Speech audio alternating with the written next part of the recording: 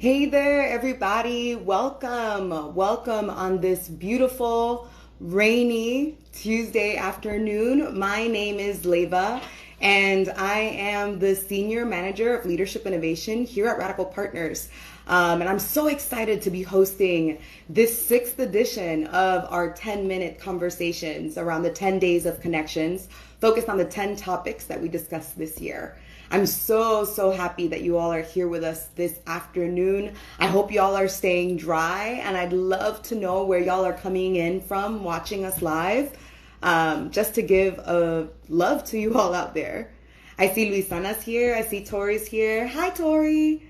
The Radical Partners team is always here. And I see, oh, this is great. Yamila's already here. Let's go ahead and welcome our guest. Yeah. I love folks who are always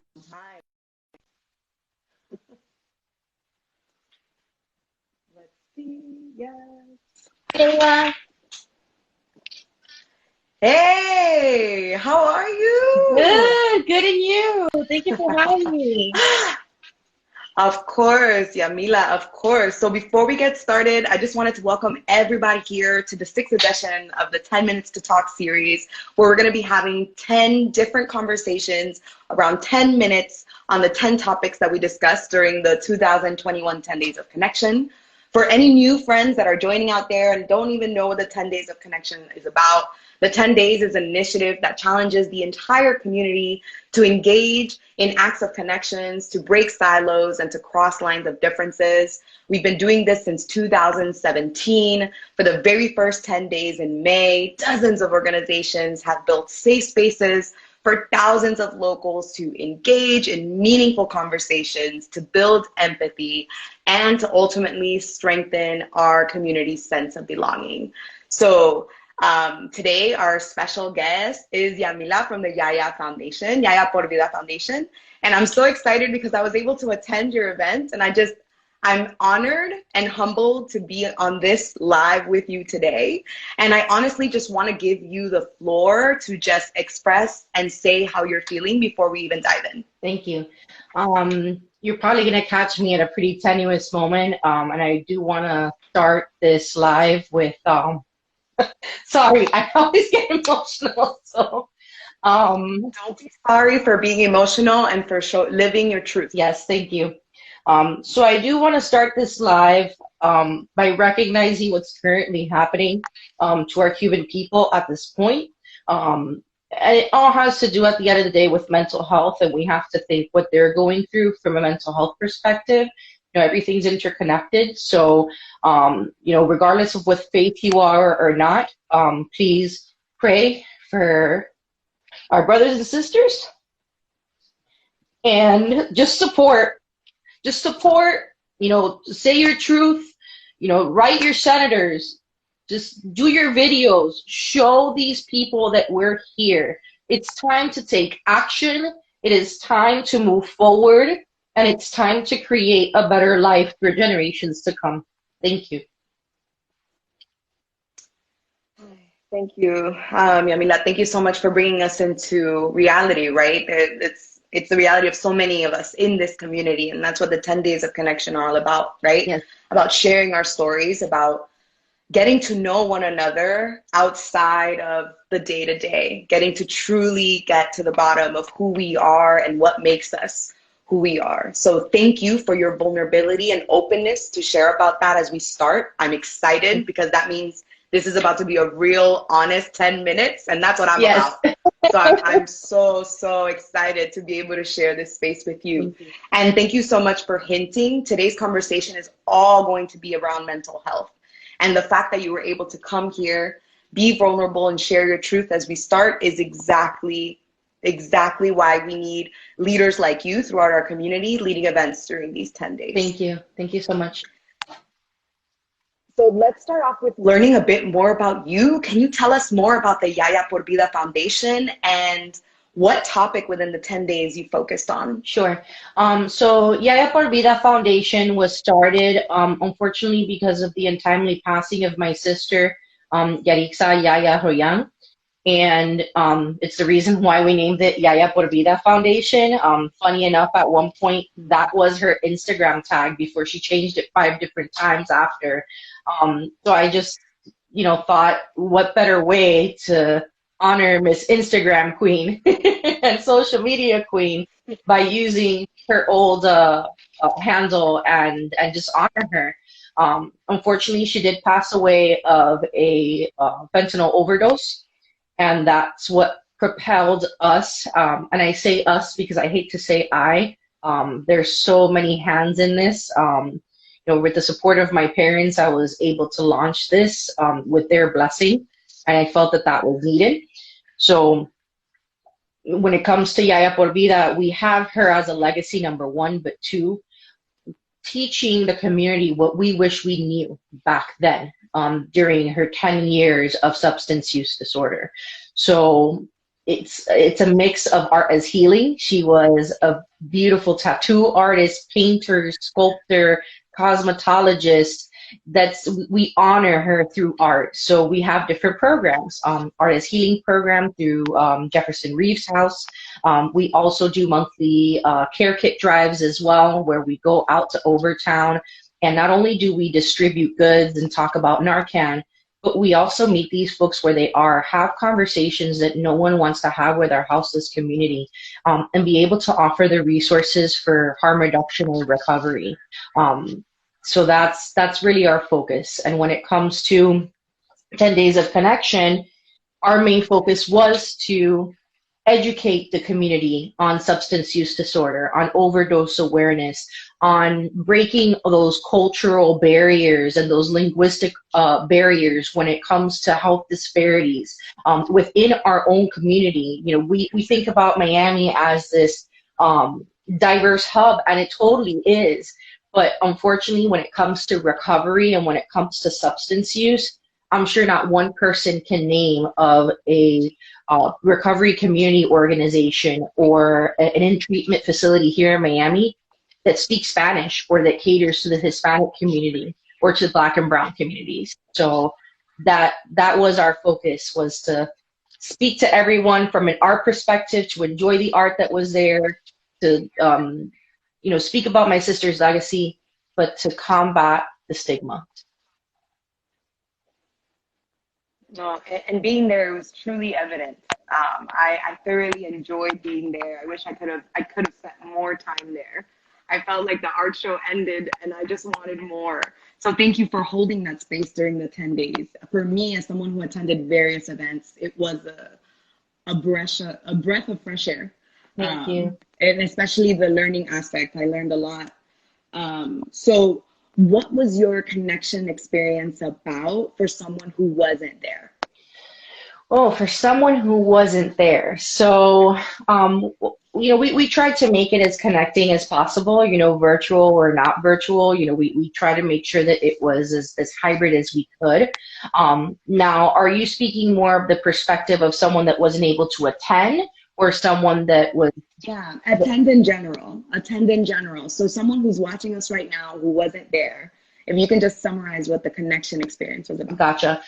So, if you can imagine, really beautiful Italian marble, because that's the first thing that hit me when Federico Bertele from Archive 29 gave us this space. Like, his space is just gorgeous. So, you walk into a simplistic space with Italian marble, this beautiful red chandelier, and just a barrage of colors of so many different types of artwork, so many mediums of artwork.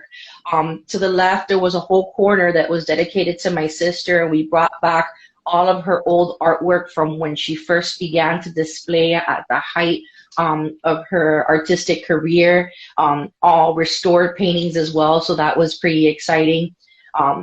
To the right, you saw so many different types of artists, but all sharing either that recovery space or being allies within our recovery space. The energy was something that I don't even think I was prepared for.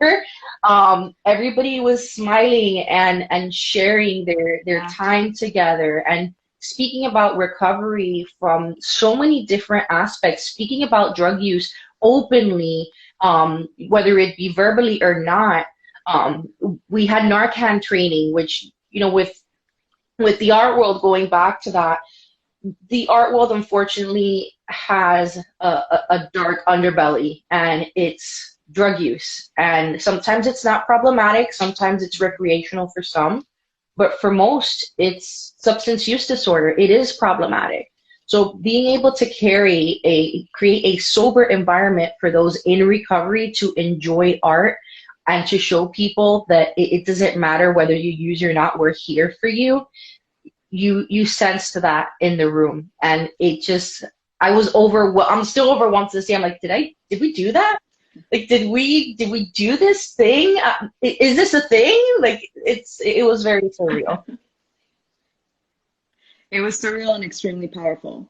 And the Narcan training was great. I definitely was able to take some of those home, and I have them handy. I learned a lot from that training, because you just never know. You never know when it's useful, and it's about just taking away that stigma. Just hearing you say that at the training, I was like, okay, I'm going to take some of these home, because I don't know, right? So it truly was everything you're saying and so much more as a participant who was there.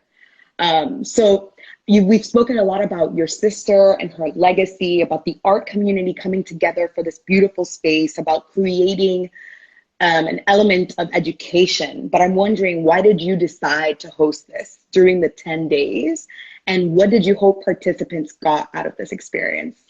Well, when I first spoke to Luisana about it, when we first got connected last year, the year before last, as we started this, I know that 10 days of connection is all about just bringing different things out to the community that you would otherwise not think about, or seeing a particular culturally diverse environment from a different lens, learning things that you would otherwise have been ignorant to, or that you have your reserves about. So I felt that being able to do this art gallery environment was easy for people to walk in without feeling the pressure of the social aspect of we're going to speak about, because it is a very heavy topic for a lot of people. Mm-hmm. But once they felt at ease in that environment, got to speak to the artist, or we had that vision at that point, people connecting with the artist was our big thing. Celebrating Reeves' house, and the girls that did their first cohort of their session, they were able to display even though they weren't there. That was going to naturally bring up this conversation of, why my sister is no longer here, and how can we prevent people to be here physically, to not have to do these celebrations of life anymore on purpose. They're supposed to be here. So I think it fit perfectly. I would have hoped that it did with 10 days of connection, because it allowed the community to see substance use from a completely different lens, showing them about language, so showing them about intersectionality, how it affects everyone.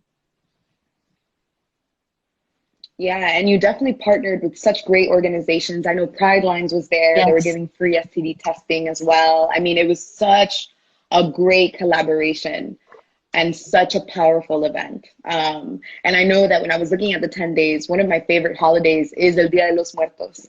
And just knowing that art was surrounding the beauty of death and the beauty and of the legacy of your sister, I was just drawn to it right away. So I'm so happy that that small aspect of my identity brought me there, and it allowed me to connect with folks from all pathways of life who are there to celebrate your sister as well. So as a participant myself, I'm here to tell you, mission accomplished. Thank you. Thank you so much. Oh, of course. And to wrap up today, I just wanted to know, how do you think we can keep these conversations going? What are some resources and social media handle you can share with our audience today? Sure. So, from a very basic point of view, definitely if everybody could follow Yaya _por_vida, every single day we're posting either a different resource, whether it be all recovery meetings with our partners, Latino Advocacy, Recovery Advocacy, Miami Recovery Project. These are two partners that are working with our same mission, separate but together. So that's a big thing. Narcan training. Narcan training, Narcan distribution, we're constantly doing that. Please reach out to us. Language, if you hear somebody say junkie or substance abuse or addict, correct the language. It's important to put the person in front of the disease and not the disease in front of the person. Hashtags that you could research: substance use disorder, overdose awareness, and of course, Yaya por Vida. You'll always find resources with us, and we're always 24/7. DM me at any time, comment at any time. We're always here to provide the resources. Amazing. Thank you so much. Well, friends who are watching, now you know where to find Yaya por Vida, the foundation. Go ahead and follow them. I know Tori just put in their handle into the chat. We made it so easy for you. Go ahead and click, give them a follow right now, and support their mission. It's so important and so desperately needed throughout our communities here in Miami. So thank you, Yamila, for being so open and vulnerable with us at the beginning and throughout this whole entire conversation, for being with us here today. And thanks for everyone who joined in. See you all next week for our next 10 minutes of conversations. We will see you next time. Thank you, Leila. Bye. Bye.